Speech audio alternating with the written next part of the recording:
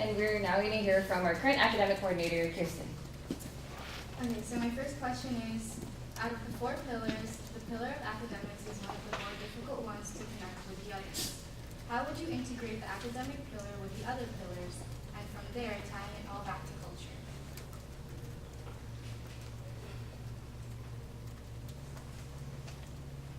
We joined this organization to not just learn one specific aspect, one specific pillar. We're all students, not just academically, but we're students in life. We're products of our community, like Jeremy said. And when we're learning more about our culture, we're in turn learning more about ourselves, our family history. And integrating academics, I wouldn't say we would test our members or anything, but we can reach out to them and ask them, what have you learned so far in Samahan? What have you learned so much more about yourself, your family, what you can do, what you can give back? And integrating academics into cultural, political, and even social. Sometimes we learn from when we talk to others, when we have these breakout sessions, and it's not enough to just come out of there saying like maybe I learned something, but it's more of what we do with that information and how we can integrate that into our lives and the lives of others. And next, what do you feel would be the biggest challenge for you should you be elected for this position, and how would you tackle it?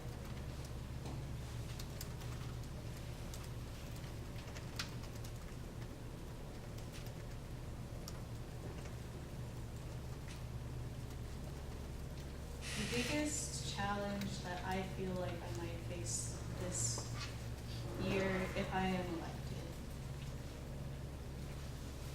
Honestly, high school conference is a bit daunting. It's a big event with a big turnout. There's many different kinds of groups of students. There's many workshops that can be offered. A lot of it I'm scared about is outreach, but like I was thinking about when I was deliberating on goals for this was starting early and contacting as many administrations as possible, not just my personal area code 951-760-858-649. Sorry, a little bit triggered. But it requires persistence and consistency to reach out to the school administrators, to reach out to the students, and we can't coerce them to always listen to a presentation on why their students should come to our high school conference. But there are other methods, other ways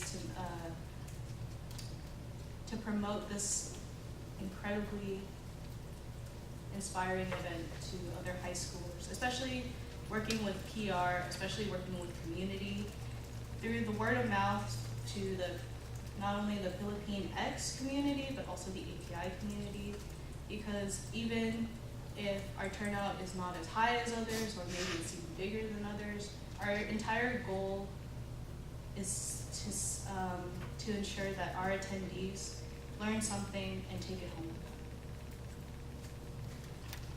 I have a couple questions from the audience. First question is, although academics is predominantly focused on study hours, testing materials, and scholarships, I feel that professional development should be included in this.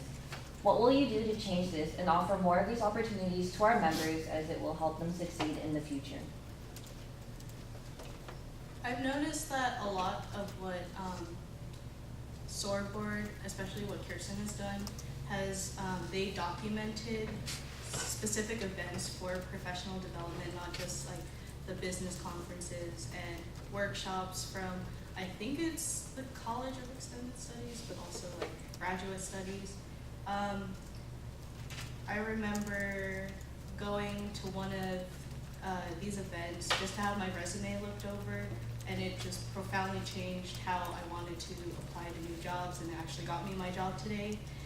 And it's also establishing a connection with other employers, I believe, because especially in different fields, they require different things.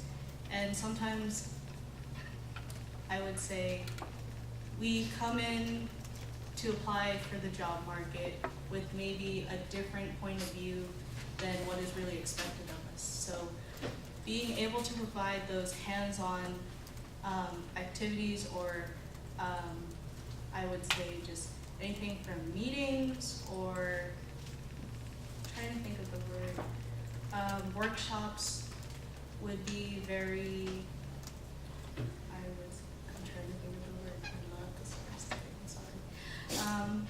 Would be very beneficial to our members.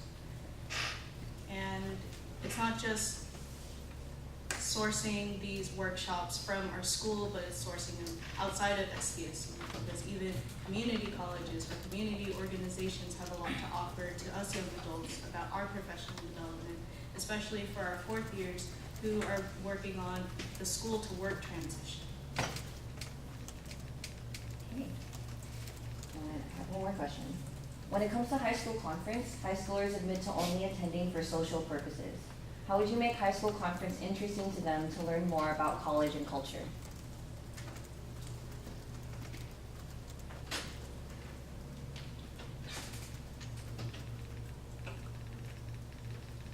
One of our biggest roles, especially at this age, especially even when we were younger, we are students.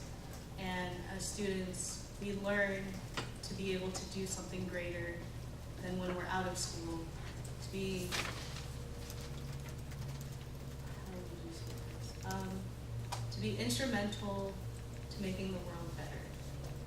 And I think sometimes high schoolers, like, you know, their prefrontal cortex, they just want to like have fun, just like dance it out. But it's those breakout sessions in high school conference that kind of remind high schoolers to slow down and really consider, like, this is what I learned from this workshop. Like, even if you went to a dance workshop, you can say like, oh yeah, it takes me back to when I wanted to be a dancer. Or if you go to a cultural workshop or something about the N-word, you can be like, I never knew that what I said could have this much of an effect, and I'm more aware of it now. And like I said before, the whole purpose of high school conference is to ensure that the attendees that come there learn something and take it home with them, integrate it into their lives as much as possible. And to do that is more than enough.